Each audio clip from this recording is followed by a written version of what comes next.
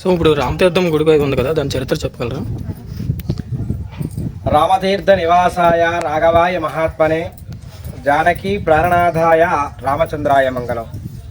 జై శ్రీరామ్. జై శ్రీరామ్. మన ఆంధ్రప్రదేశ్లో ఉత్తరాంధ్రలో ప్రసిద్ధ పుణ్యక్షేత్రమైనటువంటి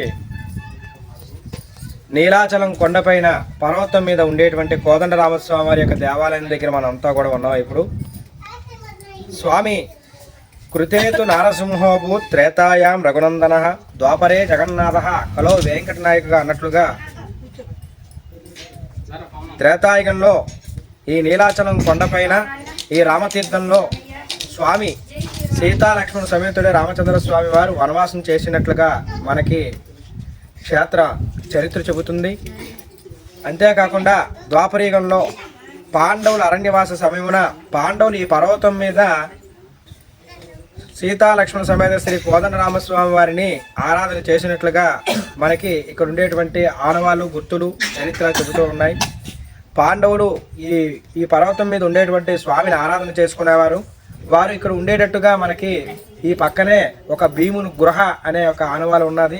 అదేవిధంగా భీముని పొయ్య, స్వామివారి పాదాలు, సీతమ్మవారి యొక్క పురిటి మంచం యొక్క ఆనవాలు, అదేవిధంగా అమ్మవారికి దాహం వేస్తే పాతాళ గంగ నుండి నీళ్లు తెప్పించేటువంటి కోనేరు కూడా మనకి దేవాలయం పక్కనే కోనేరు ఉన్నది. ఆ కోనేరు తీర్థంతోనే స్వామివారికి ప్రతినిత్యం భోగం పెట్టి కార్యక్రమాలన్నీ కూడా చేస్తూ ఉంటాము. ఈ పర్వతం చూస్తే చాలా భయంకరంగా ఉంటుంది. మాటలు రాని వాళ్ళు ఎవరైనా సరే ఇక్కడికి వచ్చి స్వామిని దర్శించుకున్నట్లయితే వాళ్ళకి మాటలు వస్తాయని చాలామందికి నమ్మకం.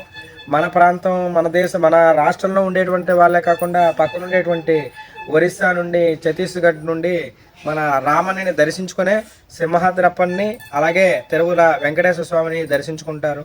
ఇక్కడ దర్శించుకున్న తర్వాత అక్కడికి వెళ్తారు. పొరపాటుని ఇక్కడ దర్శించుకోలేకపోతే వారికి ఏవో ఒక ఇబ్బందులు వచ్చి తిరిగి వచ్చినప్పుడైనా ఈ స్వామిని దర్శించుకుంటారు. అంతటి మహిమాన్వితమైనటువంటి క్షేత్రం ఈ రామతీర్థ క్షేత్రం. మన కొండ దిగువ కూడా రామాలయం ఉంది. ఆ రామాలయంలో కూడా పాండవులు యొక్క స్వామిని ఆరాధన చేసుకున్నటువంటి మూర్తులు ఉన్నాయి. ఆనాడు ఏ విధంగా అయితే స్వామి వనవాసం చేశారో ఆ విధంగా ధనస్సు, ధనుర్బాణం, నారచీరలు, జట్లతో ఉంటారు. స్వామి ఆంజనేయ స్వామి ఇక్కడ ఉండరు, వనవాసరాముడు కాబట్టి. మహాశివరాత్రికి ఇక్కడ లక్షలాది మంది జనాభా స్వామివారిని భక్తులు వచ్చి దర్శించుకుంటూ ఉంటారు. అదేవిధంగా శ్రీరామనవమి రోజు అభిజిత్ లగ్నం ముందు తెలంగాణలో భద్రాచలంలో ఏ విధంగా అయితే 12 సమయంలో కళ్యాణ మహోత్సవం నిర్వహిస్తారో మన రామతీర్థంలో కూడా ఈ యొక్క కళ్యాణ మహోత్సవం నిర్వహిస్తూ ఉంటారు.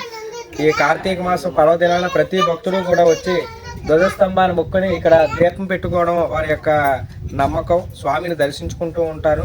వారి యొక్క గోత్రాల పేరు కూడా చెప్పించుకొని ఇక్కడ మళ్ళీ ఈ కొండ ఎక్కితే వారి యొక్క కోరికలు అనేవి కూడా నెరవేరుతాయని భక్తులు నమ్మకం. జై శ్రీరామ్. జై జై శ్రీరామ్. జై శ్రీరామ్.